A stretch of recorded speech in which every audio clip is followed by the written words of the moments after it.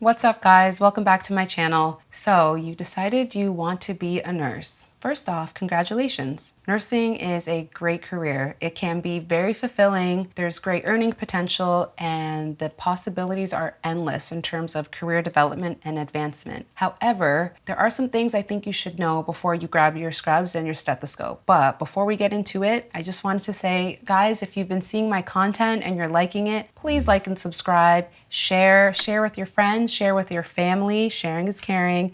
Hit that bell so you stay up to date on my content.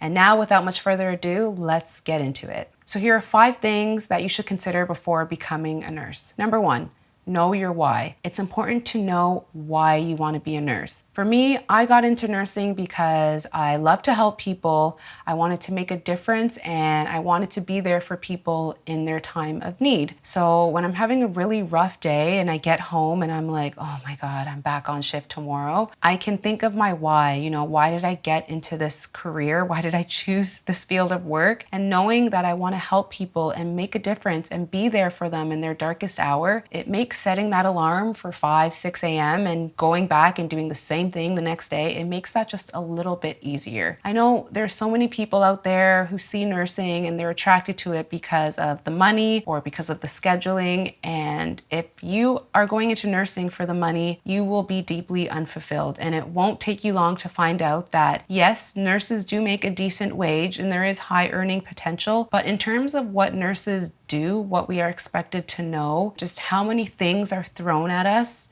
over the course of 12 hours, nurses are grossly underpaid. And I think that's worldwide, but that's a topic for another video. I just think that if you're going into nursing for the money, you will be deeply unfulfilled, and that's not enough to keep you coming back, especially after those really hard days. So it's important to know your why. The second thing you want to consider before becoming a nurse is you want to assess your personality traits and your comfort level.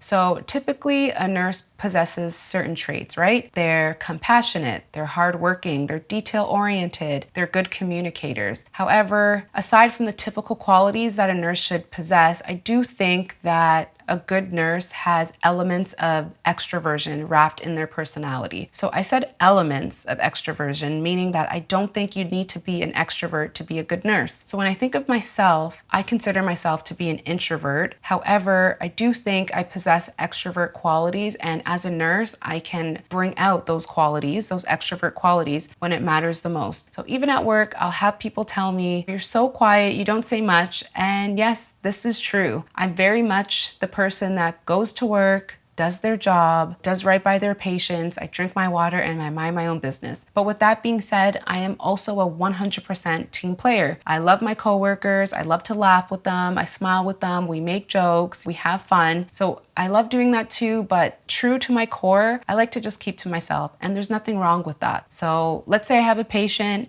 I go in the room and there are 15 people at bedside, but our visitor policy said there's only 3 people allowed at bedside. I'm gonna have to draw on my extroverted qualities, and that I'm gonna have to, be a little bit louder than everyone in the room. I'm gonna have to command attention, and I'm gonna have to be assertive and put my foot down and tell 12 of those 15 people that you're gonna have to leave the room and we're gonna have to implement a tag team system because we simply cannot have this many people at the bedside at once. It's important for a nurse to be able to find your voice, to use your voice. Nurses are advocates at the end of the day. We advocate for patients. We are their voice when they don't have a voice. And this can be daunting, especially when you are communicating with a doctor and the doctor has ordered something and you might not agree with that course of treatment. However, at the end of the day, you want what's best for the patient. So if you feel that another course of treatment might be best for that patient, that it's important that you bring it up to that doctor. And it's important that you use your voice. You stand up for that patient. You stand your ground. Like I said, this can be daunting, but I feel that a good nurse has those qualities. You almost have to puff up your chest, Like I've had so many situations where I have patients, friends, coworkers, neighbors coming up to me and demanding health information. They want to know why the patient went down for this procedure, or why didn't the patient have this medication, or why this, why that. And I have to tell them, I have to puff up my chest, and I have to be assertive in saying that if your name is not on the patient's chart, which 9 times out of 10 it's not, I'm not giving you any health information, and this is not a discussion. like period, end of story. So it's really important that you are able to find your voice and be assertive in that sense. So that's what I mean when I say you got to assess your personality traits. And then you also have to assert your comfort level. Nurses see a lot, we deal with a lot, we do a lot, in a 12-hour shift, a nurse is going to see so many things that would make the average person fall off of their chair. Nurses deal with unpleasant sights, unpleasant smells, bodily fluids, broken bones.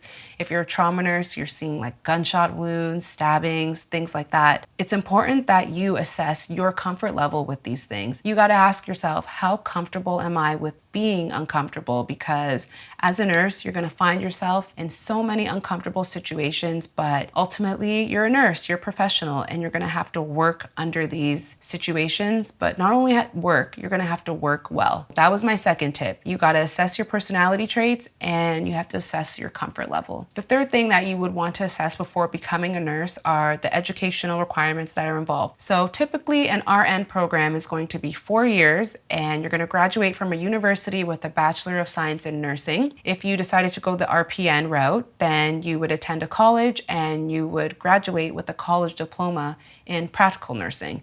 So length of program is really important. 2 years versus 4 years is a drastic difference, right? And you would also want to consider the type of program. How do they deliver this program to their students? Are they doing it online or are they doing it in person? Is it hybrid where 50% of the curriculum is delivered online and the other 50% is in person? Both of those have different implications. If you are doing this and it's online, then honestly, you can just wake up, roll out of bed, and go to school. But if you are in a program where it is delivered 100% in person, that's going to involve waking up early, packing a lunch, commuting, whether you commute via car, like you're driving, or you're commuting via transit. That's going to have different implications for your day, for your day-to-day. So it's important to know what the mode of delivery for that program is. And just to piggyback off of that, you also want to assess the type of nursing school, the specific nursing school. So even though nurses study from the same body of knowledge, right? A heart attack in Toronto is going to be a heart attack in Kentucky. They study from the same body of knowledge. However, not all nursing schools are the same. Some nursing schools have a reputation for being more rigorous, right? So the program may be a little bit more intense. They might be a little bit more fast-paced. They're trying to fit more into a smaller time frame. There are more assessments. Their assessments are more challenging. They might be more research-based, so you're writing a research paper every week. Those are things to consider as well. The fourth thing that I think everyone who wants to be a nurse should consider is the amount of critical thinking involved in nursing and the amount of responsibility that we have. So this is something that I wasn't prepared for until I started working as a nurse. Nurses are critical thinkers, and you will be critical thinking for your entire career, for your entire shift. Like, it does not stop. So if you have a patient who's having chest pain, and you see that the doctor has given them, as needed medication for chest pain, you're not just gonna go grab the medication and administer it and be like, okay, that's good, let me keep it pushing. As a nurse, you are supposed to be thinking critically at all times. So if I know that this medication I'm about to administer has side effects of low blood pressure, I'm monitoring for low blood pressure. So critically thinking, what are symptoms of low blood pressure? And should the patient become hypotensive, I'm anticipating what will the doctor need. I know typically when a patient is very hypotensive, the doctor is gonna order some type of IV fluid, right? Because we learned in nursing school that volume and pressure are directly proportional. So you increase volume, you're going to increase pressure. So thinking critically before I even call that doctor, I'm delegating, I'm seeing, can somebody put an IV in this patient because I know that the doctor is going to order fluids. That is critical thinking, anticipating needs, and that is something you will be doing nonstop. And I just wasn't prepared for it when I first graduated or when I went into nursing. Anyone out there that wants to be a nurse, be prepared to think critically at all times. And if it's any consolation, it's much like a muscle. The more you do it, the stronger you become. No nurse walks onto her first shift thinking, I know everything, I'm the best critical thinker there is. But you get 2, 3, 4, 5 years down the line in your career and you're a much better critical thinker than you were at the beginning. Critical thinking is huge in nursing. And also the amount of responsibility that you have. You are responsible for this patient. It's not just that we go in and we're passing meds and we're doing tasks and we're just relaxing. The minute you walk onto shift and you sign that TOA, you get report from that nurse, she gives you that patient, you are responsible for that patient. You're responsible for enacting treatment plans, care plans, giving medications. You're responsible for acting in a way that's going to ensure the best outcome for that patient, right? If the patient tells you that they're feeling nauseous, you are responsible for doing something about that.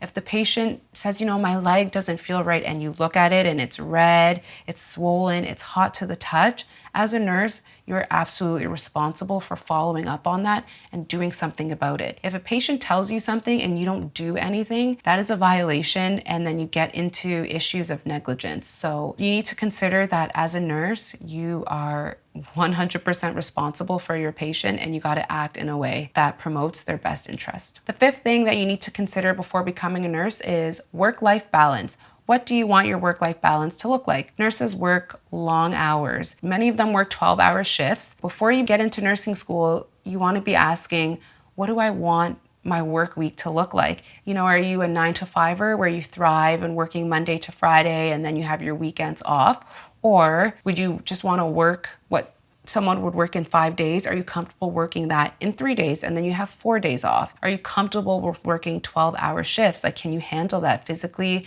mentally, emotionally? Are you okay with being off on a random Tuesday, Wednesday, Thursday when most of your family and friends, they're at work? Or do you really value your weekends because this is when most of your friends are available? So you do want that Monday to Friday. And guys, I do just have to follow up by saying that I work in a hospital, so that's the perspective that I'm giving you. But nursing is broad. There's so many streams of nursing. You can work in outpatient clinic, outpatient surgery, day surgery, even the hospital. There are some nurses that work 8 to 4, so you could still have that Monday to Friday life if that's what you wanted. But before you get into nursing, it's really important to sit down and think about what you want your work-life balance to be like. Because if you do work 12-hour shifts, it can be hard. It's very tiring. So even though you work your 3 days and you have the 4 days off, you typically need 2 days to recuperate. And then, you only have 2 days off. And then so on your third day, you're running around, you're doing errands, you're doing groceries. If you have a family, if you have children, that comes into play as well. So these are just things to consider a work-life balance. So there you have it, guys. Those are 5 things that you should consider before becoming a nurse. Of course, that is not an exhaustive list. There are so many other things that you could consider. And if you're watching this and you have any other things to consider, please leave a comment down below. I would love to read it.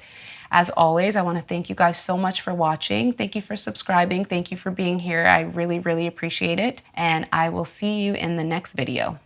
Bye, guys.